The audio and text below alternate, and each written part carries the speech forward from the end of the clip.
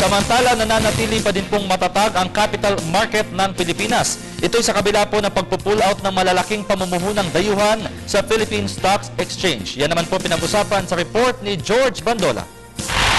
Matatag pa rin daw ang capital market ng Pilipinas sa kabila ng malaking foreign money mula sa Philippine Stock Exchange na nag-pull out itong Huwebes. Naging balisa rin ng stock market nang pumasok ang buwan ng Hunyo.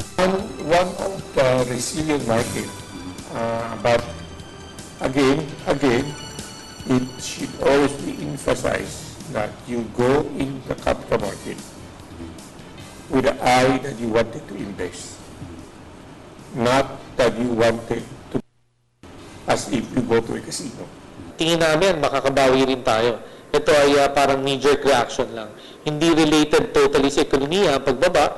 Kaya lang nagbaba talaga dahil itong hot money na to, itong portfolio investments na to, ay gustong lang ilipat ng mga fund managers sa ibang bansa. Sabi ng negosyante, totoong pabago-bagong stock market pero sa buong Asia, Pilipinas lang ang may kakayahang mapanatili itong angat. We should not worry. I'm not saying all the big companies are equally reliable.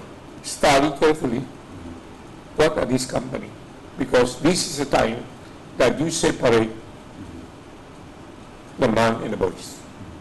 Before, the market's always good, nobody really pay attention. Now that there is a correction, now you know whom you could depend on. Kasabay na bumaba rin ang halaga ng piso kontra dolyar ani Del Castillo dahil sa biglaang pull-out ng dollar reserves na naunang naipambili ng capital shares.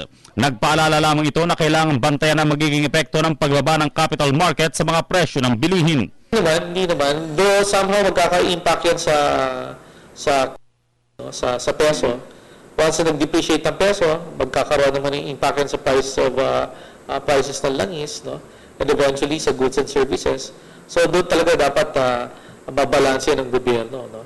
Hindi naman masyadong magkaroon ng depreciation, no? Hindi rin magkaroon ng masyadong appreciation at makontrol yung presyo ng mga bilihin. Para sa telebisyon ng bayan, George Bandola.